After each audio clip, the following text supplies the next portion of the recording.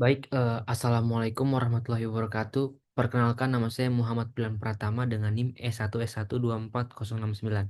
Di sini saya akan mempresentasikan tentang aljabar linear, implementasi teknologi pengenalan wajah untuk pemecahan masalah pada citra digital. Oke, kita masuk di kesimpulan pendahuluan. Baik,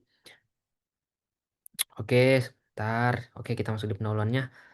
Perkembangan teknologi digital telah membawa perubahan signifikan dalam berbagai aspek kehidupan, termasuk dalam pengelolaan dan analisis citra.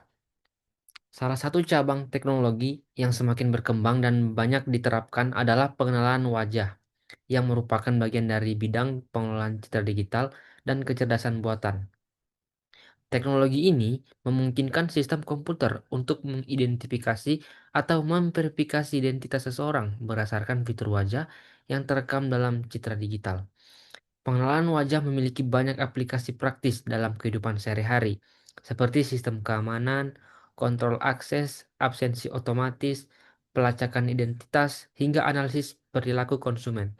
Namun, implementasi teknologi ini juga dihadapkan pada berbagai tantangan dan permasalahan, seperti kualitas citra yang rendah, kondisi pencahayaan yang tidak konsisten, sudut pandang wajah yang bervariasi, serta kemiripan wajah antar individu. Pemecahan masalah yang berkaitan dengan identifikasi wajah dalam citra digital menjadi krusial untuk meningkatkan akurasi dan keandaan sistem. Oleh karena itu, diperlukan pendekatan dan algoritma yang efektif untuk mendeteksi, mengekstrakasi, mengenali implementasi teknologi pengenalan wajah menjadi solusi strategis yang dapat membantu menyelesaikan berbagai permasalahan yang muncul pada citra digital. Penelitian ini bertujuan untuk mengkaji dan menerapkan metode pengenalan wajah sebagai sarana pemecahan masalah pada citra digital, serta mengevaluasi efektivitasnya dalam berbagai kondisi dan skenario aplikasi. Nah, eh, di sini kita masuk di representasi gambar sebagai matriks. Secara fundamental, gambar direpresentasikan sebagai matriks dua dimensi. Pada citra grayscale, setiap elemen matriks A menyiapkan nilai intensitas piksel dalam rentang hingga 255 putih. Sebagai contoh berukuran 5 kali 5 dapat direpresentasikan sebagai ini. Berikut kalian bisa lihat gambarnya. Oke, kita masuk di operasi aljabar linear pada matriks ini sebagai penjumlahan perkalian atau dekomposisi secara langsung memodifikasi distribusi intensitas piksel yang kemudian diterjemahkan sebagai perubahan visual pada citra. Untuk memudahkan operasi aljabar linear lanjutan, matriks pada gambar A biasanya sering diluruskan, flatten, menjadi sebuah faktor kolom berukuran D kali 1, di mana D M kali N setiap piksel menjadi satu komponen dalam vektor raksasa ini. Koleksi gambar pelatihan membentuk baris-baris dalam matriks data besar. Kalian bisa lihat gambarnya itu ya.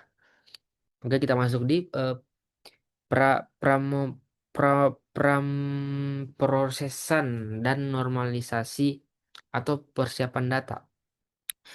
Nah, pada tahap ini gambar wajah diperlukan diskalakan dan dipotong atau di scraping untuk memastikan semua gambar dalam dataset memiliki dimensi yang sama. Selain itu, operasi matriks sederhana ini eh, penskalan dan pergeseran ini digunakan untuk menormalkan variasi pencahayaan dan kontras antar gambar. Tujuannya adalah minimalkan perbedaan yang tidak relevan dengan identitas wajah. Langkah selanjutnya yaitu menghitung rata-rata semua vektor dalam pelatihan dihitung. Menghasilkan wajah rata-rata setiap vektor gambar individu 5 dan I kemudian dikurangi dengan vektor deviansi. Berikut rumus formulanya. Kalian bisa lihat rumus wajah rata-rata dengan rumus vektor deviasi. Oke, vektor deviasi bertujuan untuk menangkap variasi unik wajah individu yang relatif terhadap wajah rata-rata. Nantinya, hasil-hasil vektor deviasi akan diimplementasikan ke dalam sebuah matriks data yang disebut sebagai matriks deviasi A. Oke, kalian bisa lihat matriks deviasi itu gambar anunya apa, rumusnya. Oke, kita masuk di C, mengatasi dimensi tinggi, reduksi dimensionalitas. Oke, pada tahap ini vektor gambar mentah memiliki dimensi yang sangat tinggi, misalnya 100 kali 100 piksel, 100 sama dengan 1000 dimensi. Pasti akan mengandung noise atau informasi renduan yang sangat tidak dipastikan untuk hasilnya yang sangat tidak efektif dan rawan overfitting. Oke, kita masuk di matriks covariance. Kalian bisa lihat saja gambarnya. Oke, setelah matriks covariance ini telah didapatkan, maka selanjutnya menuju ke tahap penyederhanaan menggunakan metode Eigen. Oke, kalian bisa lihat itu apa rumusnya. Nah, pada formula ini mengukur besar variasi yang ditangkap oleh arah yang bersesuaian, sedangkan FK atau EG vektor adalah arah baru dalam ruang gambar berdasarkan EG value dari yang terbesar hingga yang terkecil. EG vektor dengan EG value terbesar menangkap variasi paling signifikasikan dalam data wajah seperti perbedaan bentuk wajah secara umum. Nah, kemudian setelah diselesaikan menggunakan metode Eigen, selanjutnya kita akan transformasi ke ruang fitur, di mana setiap gambar wajah yang sudah berupa vektor diferensiasi sekarang dapat diproyeksikan ke dalam ruang dimensi rendah yang dibentang oleh Evgens terpilih. Koefisien proksi untuk gambar dihitung dengan.